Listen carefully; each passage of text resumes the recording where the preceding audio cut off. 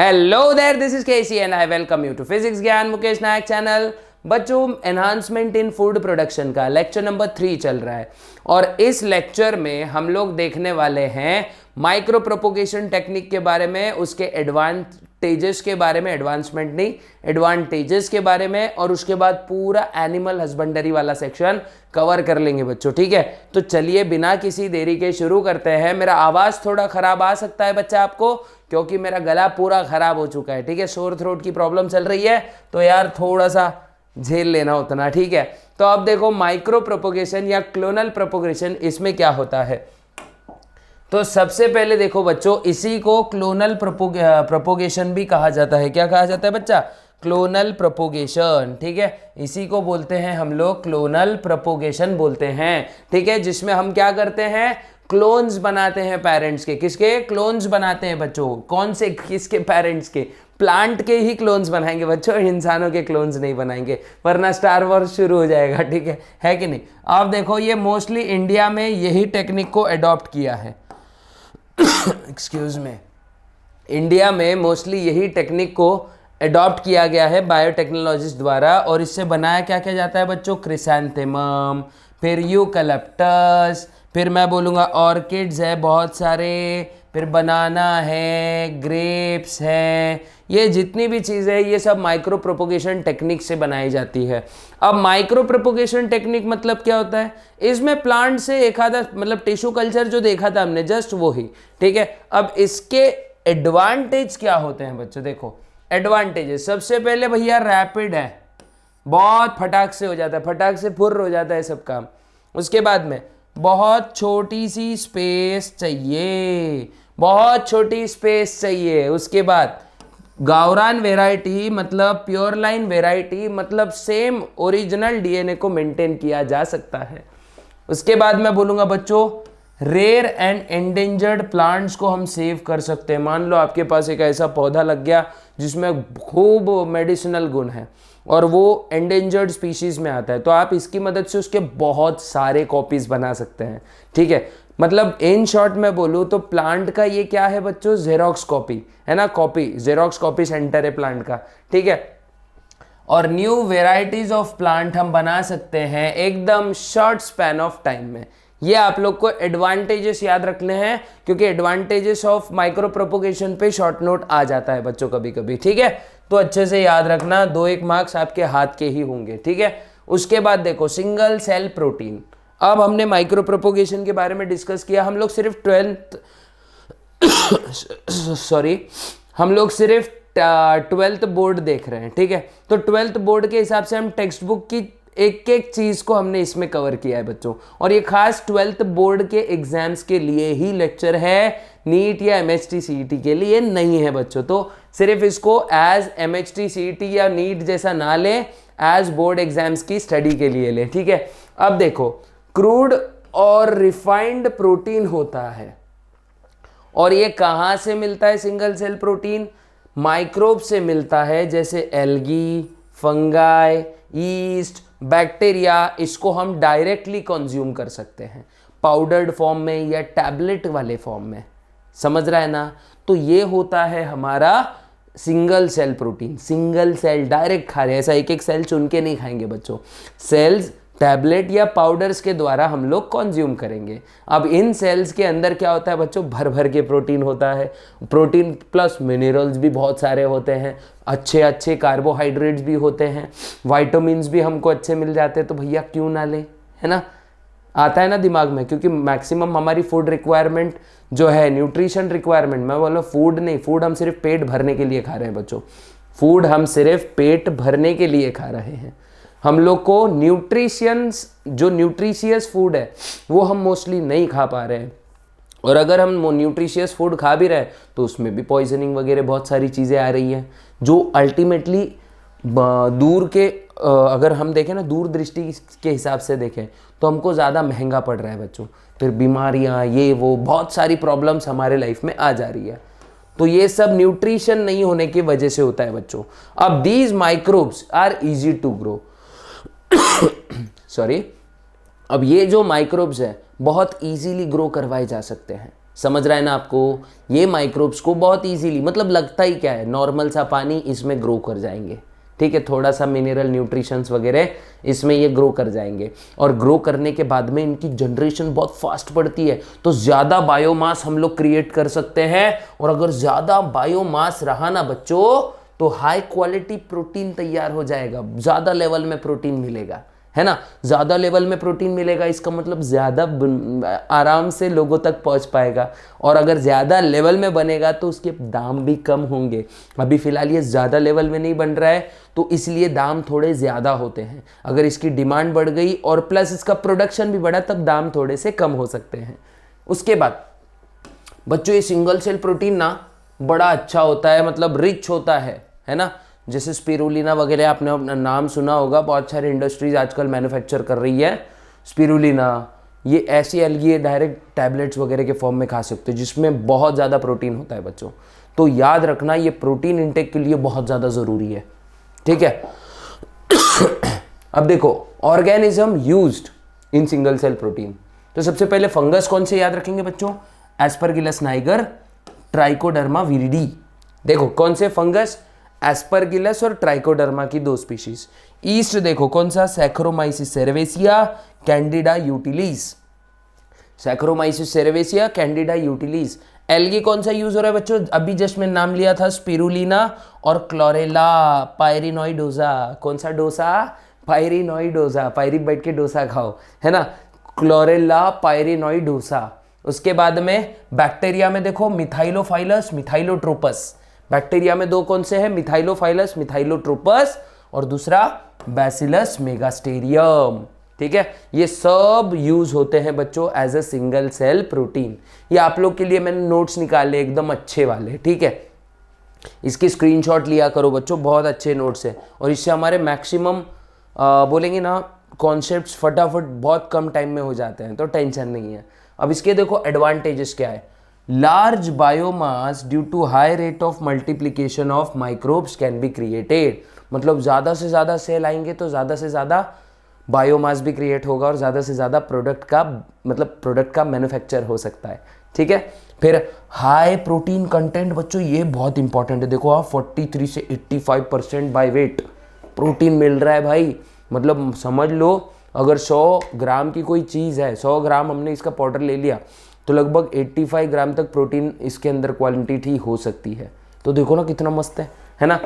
Cheap raw material जिसको चाहिए भाई, कुछ नहीं चाहिए, ऑर्गेनिक वेस्ट पे आ जाता है, नॉर्मल पानी चाहिए, बाकी कुछ नहीं चाहिए, ऐसा बहुत स्पेशलाइज्ड चीज़ नहीं चाहिए इसको एज अ रॉ मटेरियल, है ना। जैसे हमको ग्रेन्स उगाने हैं तो भाई ज़मीन चाहिए, सॉइल की फर्टिलिटी चाहिए, फिर उसके बाद में हम लोग को उधर पे न्यूट्रिएंट्स वगैरह लगते हैं, है ना, फर्टिलाइजर्स लगते हैं, ज़मीन की क्वालिटी बेस्ट होनी चाहिए, जब जाके कोई अच्छा ग्रेन आता है। उसमें भी बरसात आई, ये आई तो सब डिस्ट्रॉय। लेकिन इसका ऐसा कुछ नहीं है बच्चों, है ना। इसको बहुत ही सिंपल रॉ मटेरियल्स चाहिए और एकदम प्रॉपर तरीके से हो जाएगा सब, है ना। और तुरंत मुनाफा भी होना स्टार्ट हो जाता है अगर आप में जेन्यूननेस है, आप अच्छा प्रोडक्ट बना रहे हो। बोल नहीं सकते ना, आप में से कोई भी एक फ्यूचर में कोई सप्लीमेंट इंडस्ट्री खोल दे, it is up to you. तो ग्रोथ अच्छी खासी है बच्चों, पैसा ही पैसा होगा, है ना। लेकिन बच्चों हर काम को लगता है डेडिकेशन। क्या लगता है? हर काम को लगता है डेडिकेशन। जैसे मेरे गले को बहुत शिद्दत से खांसी आ रही है इस बार। देखो बच्चों हमको क्या करना चाहिए हमेशा, पता है क्या? एक डेडिकेशन वे में काम करना चाहिए, मतलब डेडिकेटेड वे में। तो हर काम को चाहिए 2-3 चीज़ें, डेडिकेशन चाहिए, पेशेंस चाहिए और कंसिस्टेंसी चाहिए। अगर डेडिकेशन, पेशेंस और कंसिस्टेंसी रही तो हम कोई भी काम आराम से कर सकते हैं। और सबसे इम्पॉर्टेंट चौथा, एक अच्छा माइंडसेट होना बच्चों, क्योंकि अगर आप अच्छे इंसान हो तो आप अच्छे से सोसाइटी को अच्छा रखोगे, मतलब क्रिएट करोगे। अगर आप में अच्छाई ही नहीं है तो आप कभी भी सोसाइटी के लिए कुछ यूजेबल बोले हो या फिर कुछ भी कंस्ट्रक्टिव नहीं कर पाओगे, समझ रहे हैं ना। तो क्या चाहिए? मैंने बोला सबसे पहले 3 चीज़ें क्या चाहिए? डेडिकेशन, पेशेंस और कंसिस्टेंसी। DPC याद रखो, ठीक है, या फिर DCP याद रख लेना, DCP। देखो लाइफ में कुछ भी करना हो तो DCP को याद करो। लाइफ में कुछ भी करना हो तो डीसीपी को याद करो, डेडिकेशन, कंसिस्टेंसी एंड पेशेंस, आपको सक्सेस मिल जाएगी। ठीक है, अब आगे बढ़ते हैं बच्चों, आगे देखते हैं सिंपल सी बायोफोर्टिफिकेशन क्या होता है। अब जैसे जैसे फूड की रिक्वायरमेंट बढ़ रही है, तो फूड की रिक्वायरमेंट बढ़ने की वजह से बायोटेक्नोलॉजी और आरडीएनए टेक्नोलॉजी के एनहांसमेंट और एडवांसमेंट की वजह से क्या हो रहा है, नए नए तरीके आ रहे हैं बच्चों फूड की न्यूट्रिशियस वैल्यू बढ़ाने के लिए। अब बायोफोर्टिफिकेशन उसी में का एक कॉन्सेप्ट है कि भाई ये ऐसा मेथड है जिसमें क्रॉप्स को हम इसलिए ब्रीड करते हैं ताकि उनकी higher level of vitamins, minerals and fats, simple बोले तो हाई बेटर न्यूट्रिटिव वैल्यू के लिए हम जब प्लांट को ब्रीड कर रहे हैं, इसी को बायोफोर्टिफिकेशन बोला जाएगा। अगर समझो मान लो चने हैं तो चने में हाई प्रोटीन होना चाहिए, हाई विटामिन्स होना चाहिए। अगर हम मेथी खा रहे हैं तो मेथी में कुछ विटामिन्स एक्स्ट्रा होने चाहिए, इसीलिए प्लांट की हम लोग ब्रीडिंग करते हैं।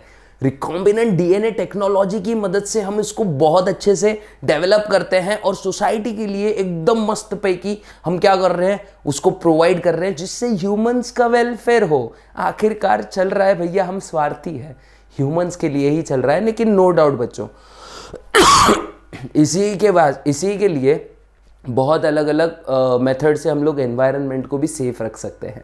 ठीक है, तो अब याद रखना, तो बायोफोर्टिफिकेशन मैंने क्या बोला, the breeding of plant for the purpose of increment in food या फिर न्यूट्रिटिव वैल्यू ऑफ प्लांट। समझ रहा है ना, breeding of plant, this is the process in which breeding of plant is done due to या फिर so as to, due to नहीं बोलेंगे, so as to increase the nutritive value of food, मतलब high vitamin, high protein, high lipids, इसके लिए ये सब किया जा रहा है। ठीक है, तो अगले इसमें देखते हैं ऑब्जेक्टिव्स ऑफ बायोफोर्टिफिकेशन। क्या ऑब्जेक्टिव है? सबसे पहले भैया हमको क्या करना है, प्रोटीन बढ़ाना है ना, मसल्स बनाने, भाई बॉडी शॉडी बनानी है, प्रोटीन जरूरी है। ठीक है, उसके बाद ऑयल कंटेंट, गुड फैट्स होने चाहिए ना, तभी तो हार्मोन्स बनेंगे अच्छे, और अगर अच्छे हार्मोन्स बनेंगे तो बॉडी अच्छे से हिसाब से फंक्शनल करेंगी। ऐसा नहीं है कि एक ही टाइप के हार्मोन होते हैं, बहुत सारे हार्मोन होते हैं जो growth, wear and tear, cell division, बहुत सारे लेवल्स में हमको बहुत सपोर्ट करते हैं। तो ये बात आपको बहुत अच्छे से समझनी चाहिए। विटामिन्स, भैया विटामिन्स ने परेशान कर रखा है, हर किसी को, हर दूसरे आदमी को कोई ना कोई विटामिन डेफिशिएंसी हो जाती है। तो ये डेफिशिएंसी ना हो इसीलिए भी बायोफोर्टिफिकेशन करा जाता है बच्चों। ठीक है, माइक्रो न्यूट्रिएंट क्वालिटी, कभी कभी हम लोग क्या होता है पता है कि प्रॉपर मिनरल्स नहीं ले पाते हमारे daily diet say excuse me. तो इन डेली डाइट से हम लोग अगर अच्छे से फूड्स नहीं ले पाएंगे, अच्छे से न्यूट्रिएंट्स, मिनरल्स नहीं ले पाएंगे, तो हमारी बॉडी को लगने वाले जो को फैक्टर्स है वो प्रॉपर तरीके से बॉडी के अंदर नहीं जाएंगे बच्चों। और अगर प्रॉपर तरीके से हमारे अंदर ये चीजें नहीं जा रही है तो हमारी तो हो जाएगी टाइफाइड, है ना। तो टाइफाइड ना हो इसीलिए हम लोग के माइक्रो न्यूट्रिएंट की क्वालिटी के लिए भी बायोफोर्टिफिकेशन किया जाता है। तो अगर आप लोग को यहां तक समझ गया तो बच्चों इसके स्क्रीनशॉट लेते रहो, ठीक है ना। अगर स्क्रीनशॉट नहीं लोगे तो मिस कर जाओगे चीजें। और टेंशन मत लो, ये पूरी की पूरी नोट्स की सीरीज ही मैं टेलीग्राम पे डाल दूंगा, ठीक है। मुकेश सर डाल देंगे, वैसे मैं तो नहीं डालूंगा, लेकिन मैं मुकेश सर से जरूर बोलूंगा ये चीज, ठीक है। तो अब देखते हैं बच्चों सम एग्जाम्पल्स। अब भाई अगर कोई कॉन्सेप्ट सीख रहे और उसका एग्जाम्पल नहीं रहा तो चीजें दिमाग में ना बैठती है ना, बिल्कुल भी ना ही बैठेगी। तो ये एग्जाम्पल इसका है, देखो सबसे पहले बच्चा मेज। क्या है? मेज है। क्या है? मेज। मेज मतलब भाई वो भूल भुलैया नहीं है, मेज मतलब मकई, ठीक है, भुट्टा, है ना। तो मेज में देखो डबल अमाइनो एसिड्स बनाने के लिए जैसे लाइसिन और ट्रिप्टोफैन, उसमें बायोफोर्टिफिकेशन किया गया। मतलब ये जो बायोफोर्टिफाइड मेज है इसमें क्या हो गया, लाइसिन और ट्रिप्टोफैन जैसे ऐसे इंपॉर्टेंट अमीनो एसिड्स जो है इसकी क्वांटिटी बढ़ाने के लिए मेज को बायोफोर्टिफाइड किया गया, ठीक है। मतलब एसेंशियल अमाइनो एसिड्स है ना भाई, एकदम हमारी बॉडी के लिए जरूरी है ना। अगर नहीं मिलेंगे तो हमारी बॉडी टाइटाइफिश हो जाएंगे, नहीं चाहिए हमको, टाइटाइफिश नहीं करना है, ठीक है। तो इसीलिए फिर वीट का एक वेराइटी याद रख लेना बच्चों, एटलस 66। बायोफोर्टिफिकेशन पे एमसीक्यू के क्वेश्चंस आ जाते हैं बच्चों, बोर्ड एग्जाम में। तो एटलस 66 याद रखना है। तो ऐसा गेहूं भाई जिसको खाने से प्रोटीन मिल रहा है, high protein content in the गेहूं, जिसकी रोटी खाओ और एकदम बेस्ट बॉडी बनाओ, ठीक है।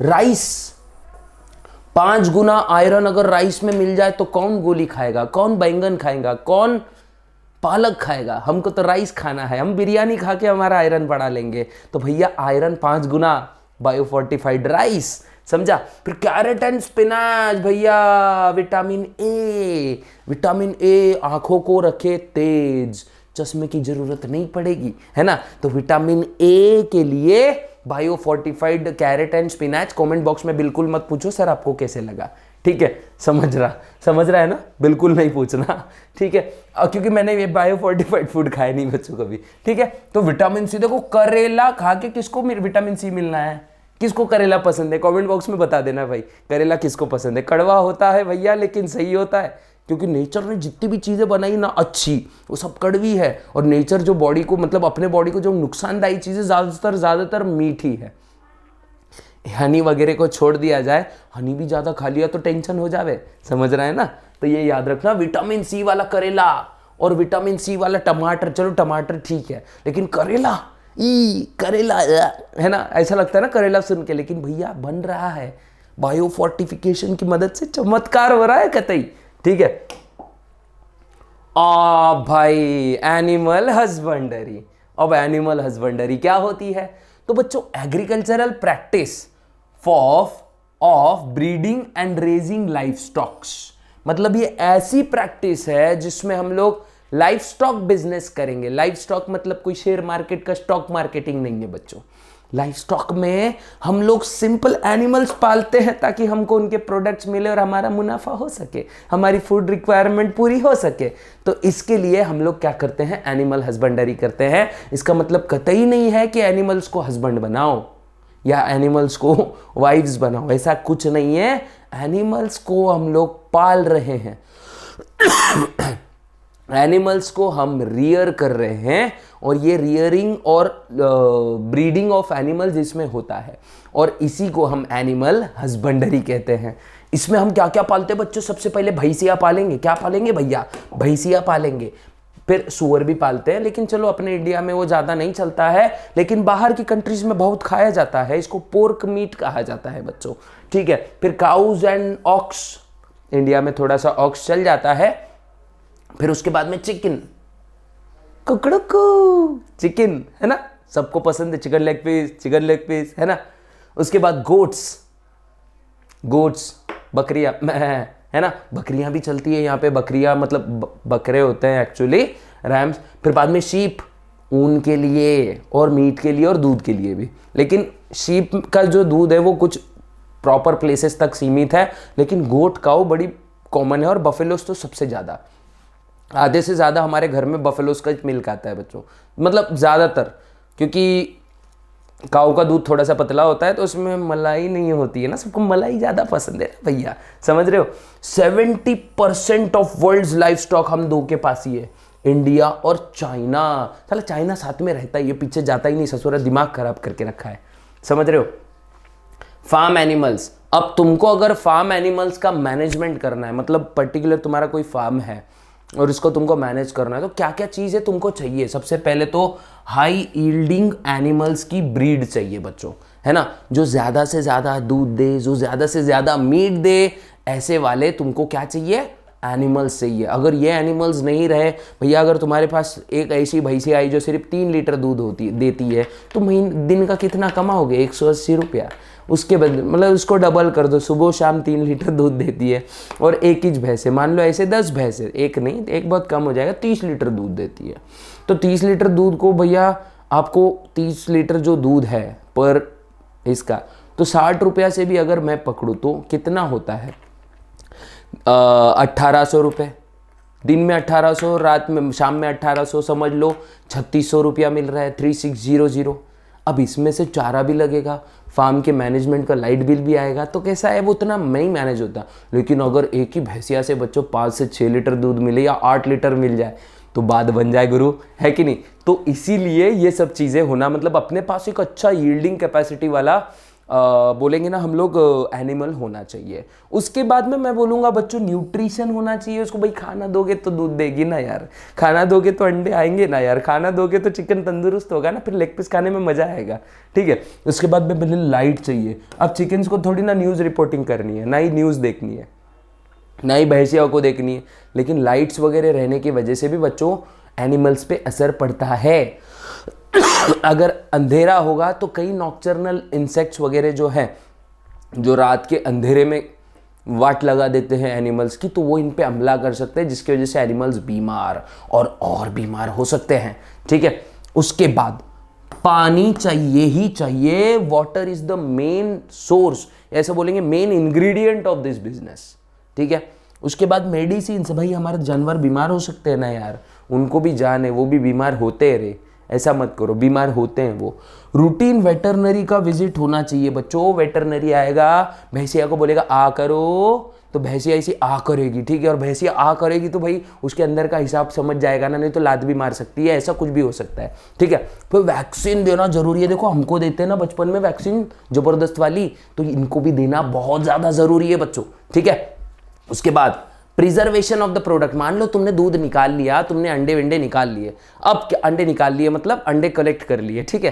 तो अरे मतलब don't take it wrong way, don't take it in a wrong way, ठीक है, इना भूल गया था मैं। तो प्रिजर्वेशन ऑफ प्रोडक्ट करना जरूरी है। तो प्रिजर्वेशन ऑफ प्रोडक्ट जो है ये बहुत इंपॉर्टेंट है, नहीं तो तुम्हारा माल सड़ गया तो कौन लेगा बे तुम्हारा माल, ये इंपॉर्टेंट है ना। माल मतलब जो ये फूड स्टफ है कौन लेगा, ये याद रखना। फिर उसके बाद में तुम ये चीजें बना रहे हो, भाई कोई भी बिजनेस का मेन नींव मार्केटिंग होती है। अगर तुम कितना अच्छा प्रोडक्ट बनाओ, तुम्हारी मार्केटिंग नहीं होगी तो जीरो। मार्केटिंग स्ट्रैटेजी होनी चाहिए, मार्केटिंग स्ट्रैटेजी जबरदस्त होनी चाहिए। अब देखो भाई एनिमल ब्रीडिंग अब हमको कहीं करना है। अब हमने ठान ली है सर कि अगर नीट में हम प्रॉपर नहीं कर पाए तो हम तो जबरदस्त एनिमल ब्रीडिंग कर देंगे। एनिमल ब्रीडिंग मतलब जबरदस्त एनिमल लाइफ स्टॉक वाला बिजनेस करेंगे, ऐसा नहीं बोल रहा हूं, लेकिन हाँ एनिमल लाइफ स्टॉक के बिजनेस में भी फायदा बहुत है बच्चों, बस हमारा एंटरप्रेन्योर माइंडसेट होना चाहिए। तो अब देखो सबसे पहले इन ब्रीडिंग, और सेकंड वाला होता है बच्चों आउट ब्रीडिंग। इन ब्रीडिंग मतलब तबेले के अंदर ब्रीड करवाओ, आउट ब्रीडिंग मतलब तबेले के बाहर जाके ब्रीड कराओ, ऐसा नहीं है। इन ब्रीडिंग मतलब बच्चों देखो अभी आगे बताने वाला हूं मैं आप लोग को, ठीक है, धीरे धीरे देखते हैं। अब इन ब्रीडिंग देख लो, breeding of closely related animals for 4 to 6 generation. क्या कह रहा हूं मैं, 4 से 6 जनरेशन तक क्लोजली रिलेटेड एनिमल्स को, मतलब फॉर एग्जाम्पल मान लो तुम्हारे पास 2 जोड़ियां हैं भैंसियों की। अब इसका, और दोनों जोड़ियां कैसी थी पता है क्या, समझ लो, हाँ चलो ठीक है, आपके पास एक जोड़ी है भैंसियों की, मतलब जिसमें हेला और भैंस दोनों आ जाते हैं, ठीक है, तो जोड़ी है। अब उनके वजह से मान लेते 4 बच्चे पैदा हुए, नहीं 2 बच्चे पैदा हुए, 4 बहुत ज़्यादा हो जाता है, 4 या हाँ चलो ठीक है, एक ही पैदा हुआ, मतलब बड़ा जानवर है ना यार।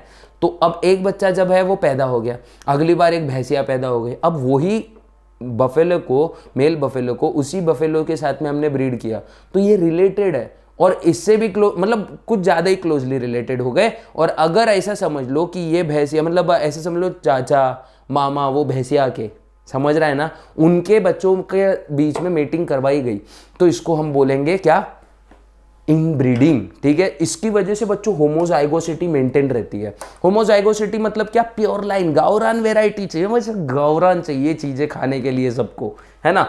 Pure lines are obtained. इसकी डीमेरिट एक ही है बच्चों, इसकी फर्टिलिटी जो है ना ये डिक्रीज होती है हर जनरेशन के साथ, क्योंकि सेम डीएनए आने की वजह से क्या हो जाता है, जेनेटिक डिसऑर्डर्स हो सकते हैं बच्चों, और जेनेटिक्स इनके कमजोर पड़ जाते हैं। Out breeding, breeding of unrelated animals, भाई कोई रिलेशन नहीं है, कुछ नहीं, सब नया माल है ना, ये मेल भी अलग है फीमेल भी अलग है, दोनों का कोई रिलेशन नहीं है। स्पीशीज जरूरी है मेन, नहीं तो तुम बोलोगे सर जीब्रा और बफेलो को मेट करवाओ, क्या नहीं होगा, कुछ भी क्रिएट नहीं होगा, ठीक है। सेम ब्रीड, देखो सेम ब्रीड होती है बट नो कॉमन एंसेस्टर। इसकी 2 टाइप्स होती है बच्चों। सबसे पहले क्रॉस ब्रीडिंग होना चाहिए था यहाँ पे, है ना, बी और डी निकल गया, क्रॉस ब्रीडिंग।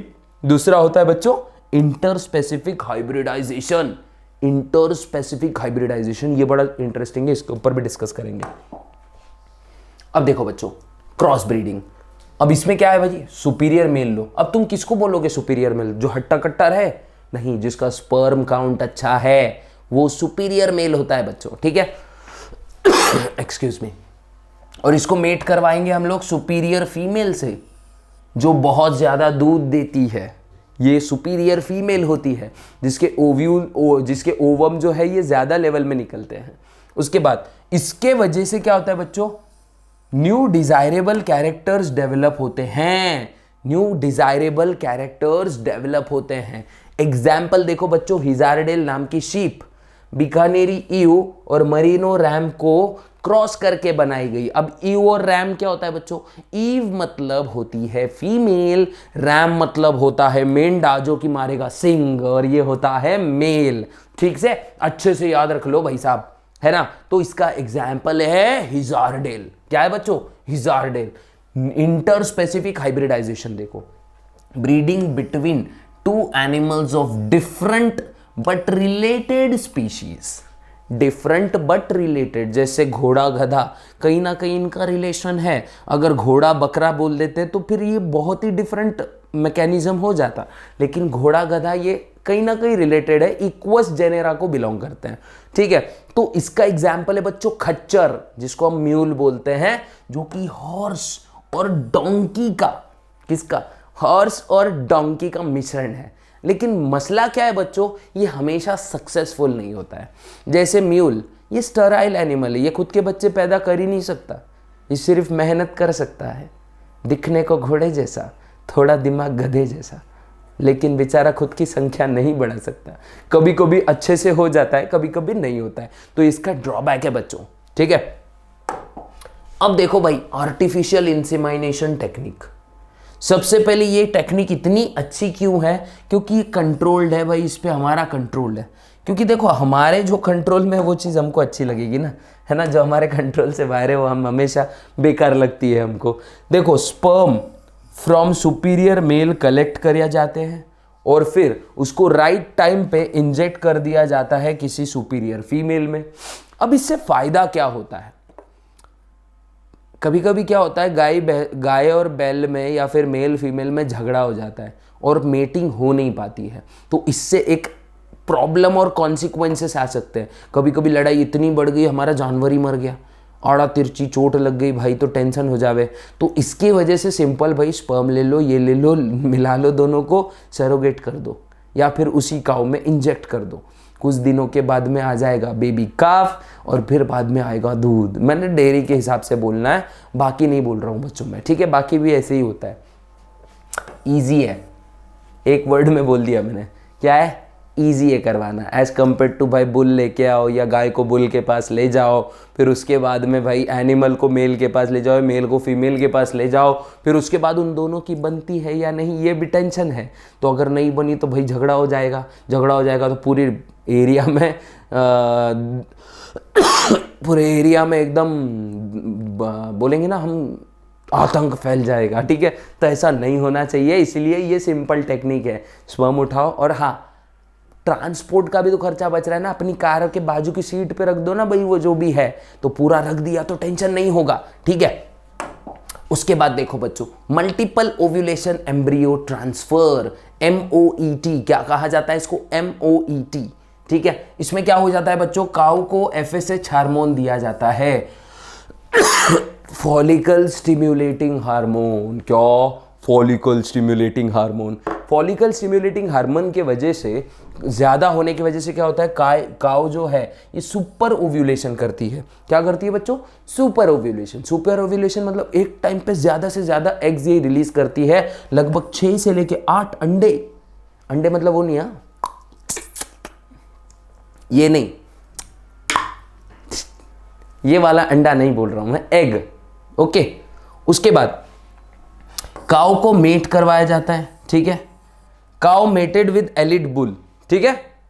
अब काऊ जब एलिड बुल के साथ में मेट करेगी तो यही 8 जाइगोट, 8 जो ओवम है, 8 अलग अलग स्पर्म्स के साथ में क्या हो जाएंगे, कंबाइन हो जाएंगे, मतलब 8 अलग अलग जाइगोट तैयार होंगे। अब 8 अलग जाइगोट सरोगेट्स को प्रॉपर तरीके से इनके ब्लास्टोसिस्ट स्टेज जब आता है तो इसको रिकवर कर लिया जाता है, वो भी काऊ को बिना सर्जरी प्रोसेस से गुजारे। बेचारी काऊ को भी क्या है, काऊ या बफलो को भी क्या है, कोई भी सर्जरी नहीं करवानी है, आराम से सब चीज़ें हो जा रही है। बच्चों ये मैं मतलब अगर इमोशनली देखा जाए तो ये बहुत गलत है, लेकिन अगर मैनकाइंड के हिसाब से और साइंटिफिकली देखा जाए तो ये मैनकाइंड के लिए अच्छा है, ठीक है।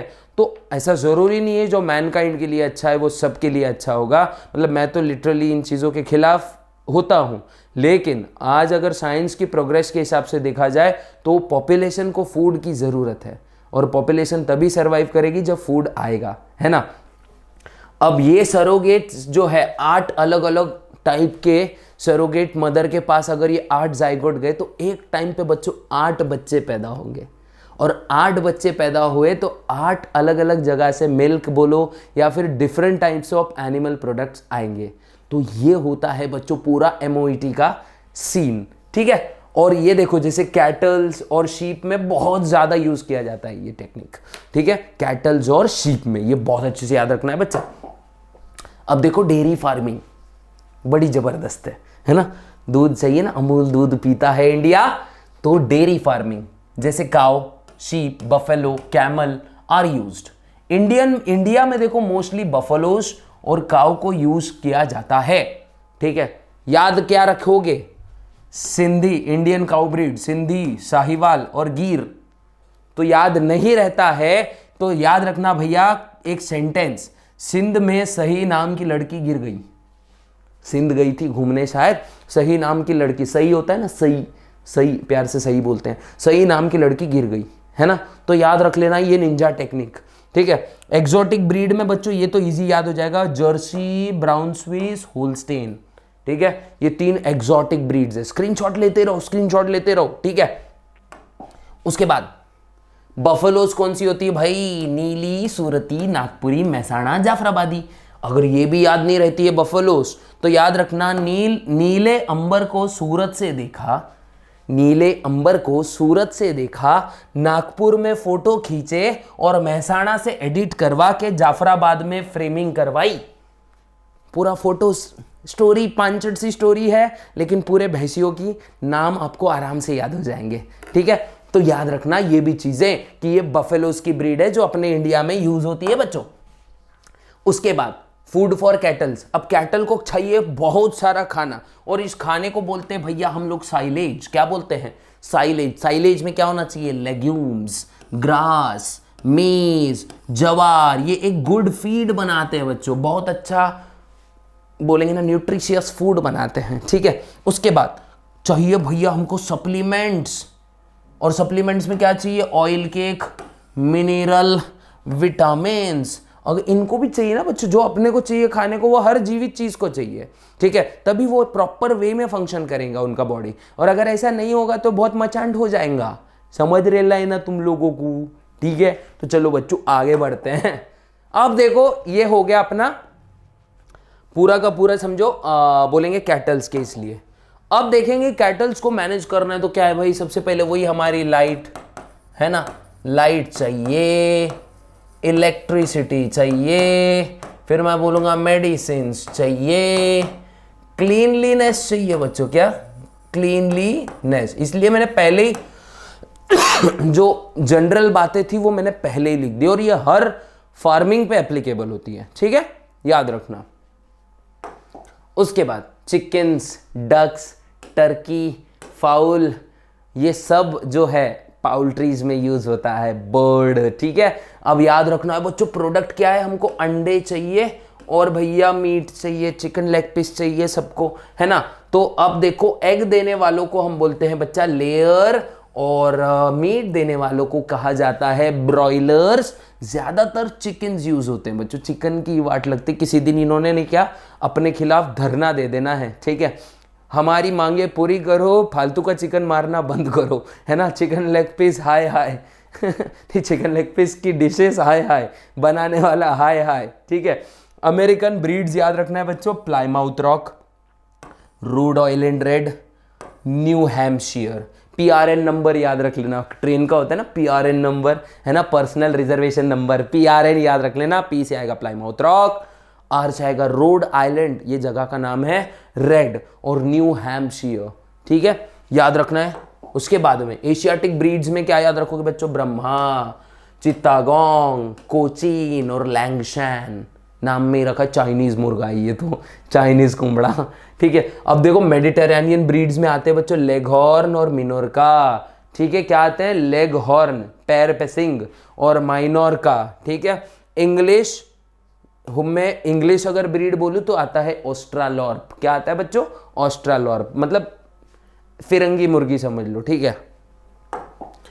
अब देखो पाउल्ट्री मैनेजमेंट क्या चाहिए, सबसे पहले वही हाई यील्डिंग चिकन परचेस हमने करना चाहिए, फिर उसको वेंटिलेशन प्रॉपर चाहिए बच्चों, बहुत इंपॉर्टेंट है वेंटिलेशन, फिर प्रॉपर फीड चाहिए, डीबिकिंग होनी चाहिए, लाइटिंग होनी चाहिए, कलिंग होनी चाहिए और वैक्सीनेशन इंपॉर्टेंट है।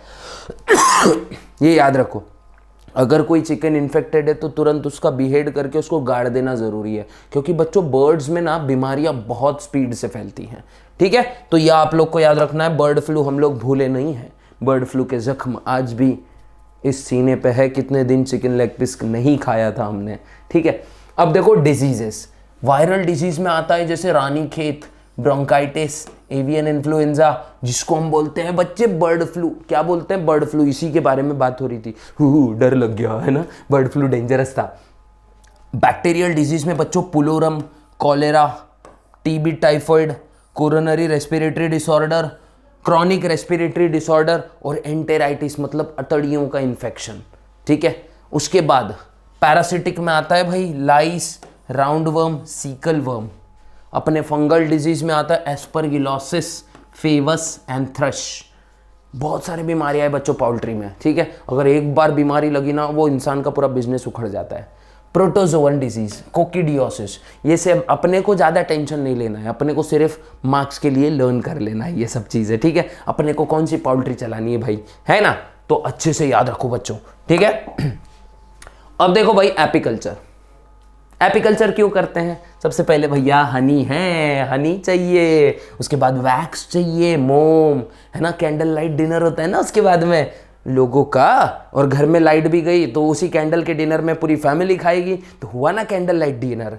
उसके बाद पोलन्स, है ना, उसके बाद में बी वेनम, ये मेडिसिन में यूज होता है। फिर उसके बाद प्रोपोलिस मतलब बी ग्लूज, ग्लू मतलब गम लाइक स्ट्रक्चर्स, मतलब गम बोलेंगे, गम, गम मतलब वो नहीं, गम वो वाला गम नहीं, चिपकाने के लिए जो यूज होता है। रॉयल जेली, ये क्वीन के लिए बहुत जरूरी है बच्चों, ठीक है।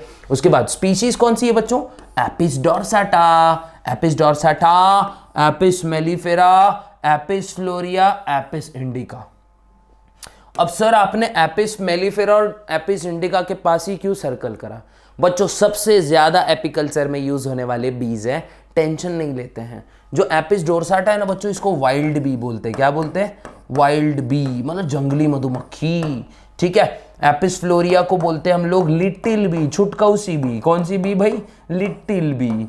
ये हमारी इंडिया, कहते हैं हमको प्यार से इंडिया वाले, है ना, ये इंडियन बी, ओके। और ये है हमारी यूरोपियन बी, अरे यूरोपियन लोगों ने हमारा यहाँ पे भी पीछा नहीं छोड़ा, है ना। यूरोपियन बी मतलब ब्रिटिशर्स और इंडिया हनी बनाते हैं भाई, अब तो है मिल के हनी बना रहे हैं, ठीक है। अब देखो बच्चों, बी में पॉलीमॉर्फिज्म क्या होता है, 3 गुट होते हैं उनके, एक वर्कर, एक मेन क्वीन होती है और एक ड्रोन होता है। क्वीन मतलब इतनी शान वाली जिंदगी नहीं है, अंडे देने की मशीन है, ठीक है। वर्कर्स का काम है बच्चे संभालो, अंडों की देखभाल करो, है ना, अटैक से बचाओ।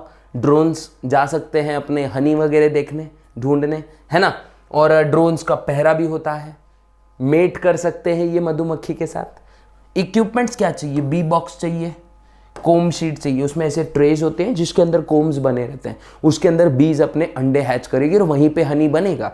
उसके बाद में बी वेल चाहिए, स्मोकर चाहिए। देखो स्मोक अगर देंगे ना हनी बीज को तो ये थोड़ी टेंशन में आ जाती है और वो अपने अपने जाके हनी में मतलब शांत हो जाती है, सिंपल। अगर वैसा जाओ मधुमक्खी के छत्ते में हाथ डालो, आपका हाथ अंदर ही रह जाएगा शायद, ठीक है। उसके बाद में स्मोकर चाहिए, स्वाम नेट चाहिए, भाई नाक वाक में घुस गई टेंशन हो जाएगा, स्वाम नेट पहन के जाना। उसके बाद में गम शूज चाहिए है भाई, पैर में और पैंट में से भी घुस सकती है ना, तो ऐसे टाइम पे तो ज़्यादा एकदम मचांड हो जाएगा अंदर, है ना, टेंशन आ जाएगा। क्वीन एक्सक्लूडर चाहिए, क्वीन निकालने वाला औजार। फिर उसके बाद में ओवरऑल हाइव टूल चाहिए भाई, अनकैपिंग नाइफ भी चाहिए, ठीक है। ये सब इक्विपमेंट्स हैं हनी बीज के लिए। उसके बाद मैं बोलूँगा बच्चों, आता है हमारा फिशरीज। लेकिन फिशरीज के पहले हमको हनी बीज के बारे में ध्यान देना चाहिए थोड़ा सा, कि हनी बी जो है ये मोस्टली एपिकल्चर कौन कर सकता है, जिसका फूलों का और फलों का बाग हो, क्योंकि जहाँ पर ज़्यादा होंगे फूल वहाँ पे ज़्यादा होंगे पोलन्स और वहाँ पे ज़्यादा होगा नेक्टर। और हनी बी इसी नेक्टर के लिए तो बावरी होती है। अगर नेक्टर नहीं रहेगा तो भाई हनी बीज बोलेंगे अरे बोर मार रहा है इसको, छोड़ो यार इसको, चलो निकलते कहीं और, है ना। तो फूल वाला और फल वाला बागीचा चाहिए, तब जाके आपका ये हनी बी वाला फंडा सक्सेस होगा। और अगर हनी बना दिया तो भाई मनी भी बहुत जोरदार आएगा, समझ रहा है ना। अब देखो भाई पिसिकल्चर, क्या देखते हैं बच्चों, पिसिकल्चर देखते हैं। पिसिकल्चर मतलब एक्वाकल्चर समझ लो, इसमें फिशेस, मच्छी लो मच्छी, खेकड़े लो खेकड़े, है ना, मसल्स, ऑयस्टर्स, शिंपले होती है, मोती जिसमें आता है, ठीक है, प्रॉन्स, झींगे, है ना, झींगे होते हैं, ठीक है। अब दो टाइप की फिशरीज होती है बच्चों, एक इनलैंड फिशरीज, एक मरीन फिशरीज। इनलैंड मतलब फ्रेश वाटर फिशरी, मरीन मतलब सी वाटर फिशरी, है ना। ये अच्छे से याद रखना है। अब इसमें क्या क्या चीजें इन्वॉल्व है बच्चों बच्चों ये ऐसा पोकेमॉन देखा था शायद आपने कहीं तो, है ना, पोकेमॉन था ना मैजिकार्प, इसलिए बनाया है वो। कॉमन में देखो आता है, देखो फ्रेश वाटर में आता है कटला, लैबियोरोहिता, सिरहिना मृगाला, इसी को मीरगाला बोलते हैं बच्चों, इसको रोहू बोलते हैं। क्या बोलते हैं, रोहू, ठीक है। मरीन वाटर फिशरी, इसमें आता है हर्पाडॉन, सार्डिनेला, रेस्ट्रेलिगर और स्ट्रोमैटियस, इसको पॉम्फ्रेट बोलते हैं बच्चों। क्या बोलते हैं, पॉम्फ्रेट। हर्पाडॉन को बोलते हैं बॉम्बे डक। क्या बोलते हैं बच्चों, बॉम्बे डक, मतलब मुंबई का बतख, बक हो गया वो, डक, ओके। सार्डिनेला को तुमने सुना होगा, सार्डीन बोलते हैं बच्चों। क्या बोलते हैं, सार्डीन। सार्डीन मछली बड़ी फेमस है, ठीक है, सार्डीन होता है। तो ये सब चीजें आप लोग को याद रखनी है। अब देखो चाहिए क्या, कैप्चर। अब इस्चोराइन फिशरीज क्या होती है ये भी बात समझ लो। इस्चोरी से जब आप लोग मछली पकड़ते हो तो इसको इस्चोराइन फिशरीज कहते हैं। और इस्चोरी क्या होती है, सिंपल, जहां नदी मिलती है समंदर से उस जगह को इस्चोरी कहा जाता है। क्या बोलता है बच्चा, इस्चोरी कहा जाता है। और याद रखना ये सुंदरबन इसका एक एग्जाम्पल है, ये इस्चोरी है, ठीक है, याद रखना। तो वो कहाँ, बंगाल की जो खाड़ी है जहां पे गंगा नदी का एक संगम होता है बंगाल की खाड़ी के साथ, ठीक है। तो कॉमन फैक्टर्स फॉर मेंटेनेंस, इसको क्या चाहिए, फिशरी को हमको क्या चाहिए, सबसे पहले सूटेबल साइट चाहिए। भैया राजस्थान में बना सकते हैं क्या हम लोग फिशरी, अगर राजस्थान में कोई नदी है तो ठीक है, लेकिन रेगिस्तान में मैं फिशरी चला सकता हूँ क्या, टैंकर से पानी तो मैं नहीं मंगा सकता ना, तो इसीलिए सूटेबल साइट चाहिए। ना ही सियाचन के ग्लेशियर के पास में बना सकता हूँ, ये ठंडी से मर जाएंगे ना भाई, है ना।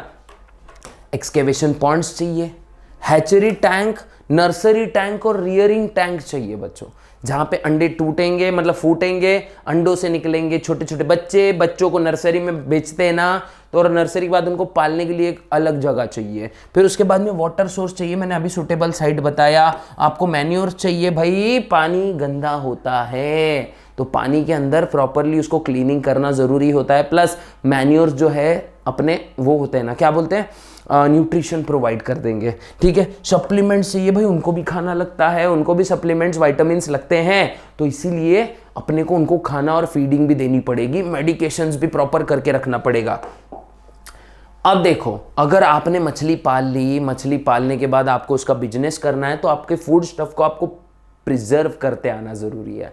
तो ये प्रिजर्व कैसे कर सकते हो बच्चों, सबसे पहले चिलिंग करो, है ना, जस्ट चिल करना है क्या, नहीं, इसको ठंडा करना है। मछली को प्रोसेस करने के बाद ठंडा करना है। कभी कभी आप फ्रीजिंग भी कर सकते हो, मतलब 0 डिग्री पे स्टोर करके रख दो, फिर बाद में फ्रीज ड्राइंग कर सकते हो, मतलब इतना फ्रीज कर दो कि उसमें से पूरा मॉइस्चर खत्म हो जाए। फिर सॉल्टिंग कर सकते हो बच्चों, बड़े बड़े दूर से मछली जब आती है, समंदर की मछलियां जब आती है खाने के लिए, तब उसको सॉल्ट में भर भर के लेके आया जाता है। फिर सन ड्राइंग, आपने झींगे और बोम्बिल का नाम तो सुना ही होगा, है ना, तो उसको सन ड्राइड प्रॉन्स होते हैं बच्चों, ये तो सन ड्राई करो। फिर उसके बाद में कैनिंग करो, कैन में पैक करके लेके आएंगे भाई, हम कैन वाली फिश खाएंगे। उसके बाद में स्मोक ड्राइंग करो, स्मोकर्स होते हैं, स्मोकर्स के अंदर इनको स्मोक ड्राइंग करने से बहुत दिन तक ये मछली खाई जा सकती है। अगर आपको ये चीज समझ में आ गई तो आगे बढ़ते हैं बच्चों। ठीक है, अब देखो फिश से प्रोडक्ट्स क्या मिलते हैं। सबसे पहले भैया मच्छी फ्राई, मीट, है ना। फिर फर्टिलाइजर, देखो बहुत सारे पेड़ पौधों को फर्टिलाइजर फिश का लगता है, ये भी रखो याद। फिश ग्वानो, फिश ग्लू, फिश ऑइड, ऑइड नहीं बच्चों ये ऑयल है, ओके, ऑइड गलती से लिख दिया मैंने। फिर आइसिन ग्लास, क्या, आइसिन ग्लास, ये सब चीजें बहुत इंपॉर्टेंट है। फिश ऑयल सभी को पता है, टैबलेट्स आती हैं, ठीक है, जिसमें ओमेगा 3 होता है। ठीक है, तो वो क्या करता है, हमको बहुत अच्छे से हेल्प करता है चीजें मेंटेन करने में और इम्यूनिटी वगैरह बूस्ट भी करने में। सीरीकल्चर होता है बच्चों, सिल्क वर्म कल्चर करो, रेशम के कपड़े बनाने हैं ना, रेशम के कपड़े पहन के जाएंगे शादी में एकदम नट थट के, एकदम भारी वाली, है कि नहीं। अब देखो ब्रांच ऑफ अप्लाइड जूलॉजी, इसमें हम सिल्क वर्म को रियर करते हैं बच्चों, ताकि हमको क्या मिल सके, हमको मिल सके रेशम। रेशम माने सिल्क होता है बच्चों, क्या होता है, सिल्क होता है, रेशम मतलब सिल्क। अब यहां पे सबसे बेस्ट सिल्क किससे आता है बच्चों, बॉम्बिक्स मोरी नाम के लार्वा से, जो कि मलबेरी ट्रीज पर रहती है। कहां पे, mulberry trees, okay, mulberry trees. फिर बाद में इस बिजनेस को करने के लिए सबसे इंपॉर्टेंट चाहिए आपको स्किल सेट। अब स्किल सेट क्या होता है बच्चों, इंपॉर्टेंट है ना। देखो कोई भी चीज, नॉट ओनली दिस प्रोफेशन, कोई भी प्रोफेशन आपको अगर सही से करना है, आपको मोटिवेशनल स्पीकर बनना है, आपको अच्छा इंजीनियर बनना है, या अच्छा डॉक्टर बनना है, या अच्छा कोई भी टाइप का लॉयर बनना है, या फिर मैं बोलूंगा रिपोर्टर बनना है, कुछ भी बनना हो, अगर आपको रिपोर्टर, लॉयर, डॉक्टर, इंजीनियर या फिर फार्मर कुछ भी बनना हो, आपको चाहिए स्पेशल स्किल सेट्स। दूसरों से मैं क्या हटकर कर सकता हूं, यह आपको अच्छे से मालूम होना चाहिए। और जब आपको ये सब चीज़ें मालूम रहेगी, तब आप उस फील्ड में बहुत ज़्यादा टॉप कर जाओगे। तो ये चीज़ आपको याद रखना है, always focus on skill set. अगर स्किल्स खराब है, इंप्रूव देम, इंप्रूव करोगे बेस्ट रिजल्ट्स निकलेंगे। ठीक है, अगर स्किल्स है तो कोई भी ये बिजनेस कर सकता है, ये बात याद रखो। और लास्ट है बच्चों आज का लैक कल्चर। ठीक है, ट्रैकार्डिया लाका नाम का एक कीड़ा होता है, जो कि इंडियन नेटिव होता है, मतलब इंडिया का ही कीड़ा है ये बनाता है रेजिन, जो कि फीमेल इंसेक्ट के डर्मल ग्लैंड से निकलता है। ठीक है, इसको ट्रीज कौन से चाहिए, नॉर्मल अपने जो स्कैंटी रेनफॉल वाले रीजन में जो ट्रीज आते हैं वो भी चल जाएंगे, एक्सक्यूज मी, जैसे बबुल, कुसुम, पीपल, पलस, बेर, ऐसे टाइप के ट्रीज चाहिए जिनको, जो हॉट टेम्परेचर्स में आ सकते हैं। उसके बाद शिलैक जो होता है, ये बहुत प्योर फॉर्म ऑफ लैक होता है, और ये लैक का जो बिजनेस है, ये बैंगल्स बनाने में, टॉयज बनाने में, इंक, मिरर जैसी चीज़ें बनाने में बहुत ज़्यादा यूज़ होता है।